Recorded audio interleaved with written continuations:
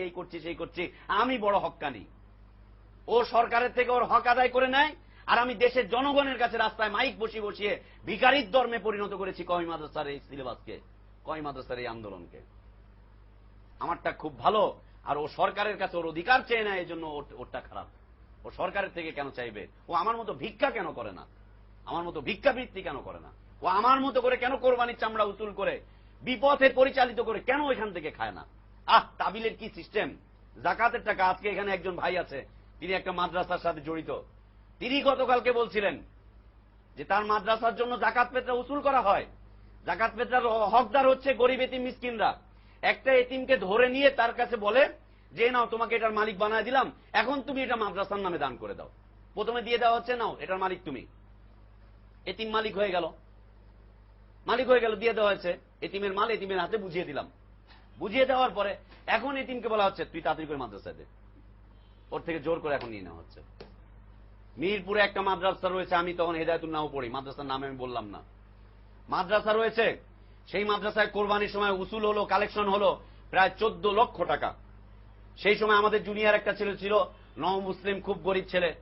সেই ছেলেটা মাদ্রাসায় ভর্তি হয়েছে। প্রিন্সিপাল করলো কি, তার কাছে গিয়ে এই হিলা বাহানা তুলে ধরলো, এই নাও, এগুলোর মালিক তো হচ্ছে এতিম মিসকিনরা, সবচাইতে বেশি হকদার হচ্ছে তুমি, নও মুসলিম, তোমাকে আমি এটাকে দান করে দিলাম। এক কাজ করো। দান যখন করা হচ্ছে তখন বলছে তুমি এটা মাদ্রাসায় হেবা করে দাও। ও করেছে কি, 14 লাখ টাকার এই গাড়িটাকে নিয়ে বলছে আমি আর দান করবো না। মালিক আমি, আমার ইচ্ছা, আমি দান করবো না। তোমার কি, তোমার বাপের কি এখন? তাই না? বিষয়টা এমন না। আমি যখন এই জমির মালিক, রেজিস্ট্রেশন করে দেওয়া হয়েছে, আমি চাইলে দান করতেও পারি, নাও করতে পারি। আমি দিব না, তোমার কি? শুরু হয়ে গেল দ্বন্দ্ব, মাদ্রাসার ভিতরে গ্যাঞ্জাম, থানা পুলিশ হলো, কমিটির লোকজন সব আসলো। ওই ছেলে ওই হুজুরদের চোখটাকে খুলে দিল, কিন্তু তারপরে তাদের চোখে থেকে পর্দা যায়নি। জোর করে তার থেকে, তার মালিকানা এটা, যেহেতু গরিব এতিম মিসকিনের হক তাকে দিয়ে দেওয়া হয়েছে, সে এটার মালিক হয়ে গিয়েছে, তার থেকে জোর করে 14 লক্ষ টাকা ছিনিয়ে নেওয়া হলো। কেন?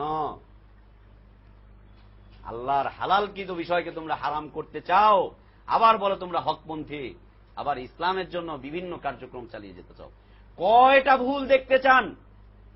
কয়টা কোরআন হাদিস বিপরীত মাসালা দেখতে চান? হেদায়েত খুলেন, পাতায় পাতায় দাগ দেওয়া রয়েছে, পাতায় পাতায় দাগ দেওয়া রয়েছে কোরআন এবং হাদিসের বিপরীত মাসালা, একদম মুখালেফ, উল্টো মাসালা। আমরা সেগুলো জ্বলন্ত সাক্ষী। আমরা সেগুলো পড়াশোনা করে এসেছি, দাওরা করে এসেছি সেগুলোর উপরে, পড়াশোনা করে এসেছি সেগুলোর উপরে, জ্বলন্ত সাক্ষী আমরা তার। খুলেন না, দিমাগটাকে খুলে নিয়ে সেই কিতাবগুলো অধ্যয়ন করেন, একটু চিন্তা করেন কোন পথে পরিচালিত হচ্ছেন, কোথায় নিয়ে যাচ্ছে আপনার আকাবির আর বুজুর্গরা আপনাদেরকে? শয়তানের ওয়াহিদ দিকে। নিষ্পাপ একজন ব্যক্তি ছিলেন আবু হানিফা রাহিমাহুল্লাহ। তার লেখা কোন ধরনের বিভ্রান্তিমূলক কোন কিতাব আজকে পর্যন্ত কেউ দেখাতে পারবে না, বরং তার তো লেখা কোন কিতাবই পাওয়া যাবে না। তার মৃত্যুর 500-600 বছর পরে শিয়া বদমাইশগুলো তার নামে মাসালা লিখে লিখে তার নামে চালিয়ে দিয়েছে যে এটা ইমাম আবু হানিফার মাযহাব, আবু হানিফার মাযহাব। এই হেদায়েত কিতাবের লেখক সে যখন মৃত্যুবরণ করে তার এলাকাতে, তার এলাকার মুসলিমরা তাকে কবরস্থানে দিতে বাধা দিয়েছে। ওই এলাকায় তখন 3 ধরনের কবরস্থান ছিল। একটা ছিল শিয়াদের কবরস্থান, আরেকটা ছিল ইহুদি নাসারাদের কবরস্থান, আরেকটা ছিল মুসলিমদের কবরস্থান। মুসলিমদের কবরস্থানকে মুহাম্মদী কবরস্থান বলা হতো। ইতিহাস রয়েছে, সত্য ইতিহাস, প্রমাণ রয়েছে এটা।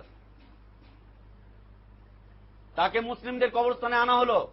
এলাকার মুসলিমরা অস্বীকার করলো যে না, এই বদমাইশ জিন্দিককে আমাদের কবরস্থানে কবর দেওয়া হবে না, কারণ এ আজীবন কোরআন হাদিসের বিরুদ্ধে কথা লিখেছে, এ কোরআনের বিরুদ্ধে কিতাব লিখেছে, আর কিতাবের ভূমিকায় লিখে দিয়েছে আমার এই কিতাবটা হচ্ছে কোরআনের মতো। কোরআন আসার পরে যেমন অতীতে সব গ্রন্থ চলে গিয়েছে, আমার এই কিতাব আসার পরে অতীতে সব গ্রন্থ চলে গিয়েছে, নাউযুবিল্লাহ, এমনকি কোরআনও চলে যাবে। আস্তাগফিরুল্লাহ আল-আযীম। ওই জিন্দিককে ওখান থেকে বের করে দিল। শেষ পর্যন্ত তার স্থান হয়েছিল ওই শিয়াদের কবরস্থানে। শিয়ারা তার ভাইকে উঠিয়ে নিয়ে গিয়েছিল, আসো আসো দাদার বাড়ি চলো। লা ইলাহা ইল্লাল্লাহ, লা ইলাহা ইল্লাল্লাহ।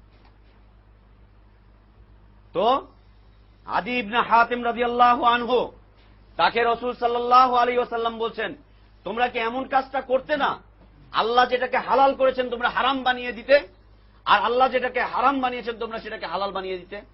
আজও আমাদের দেশে মসজিদগুলোতে কি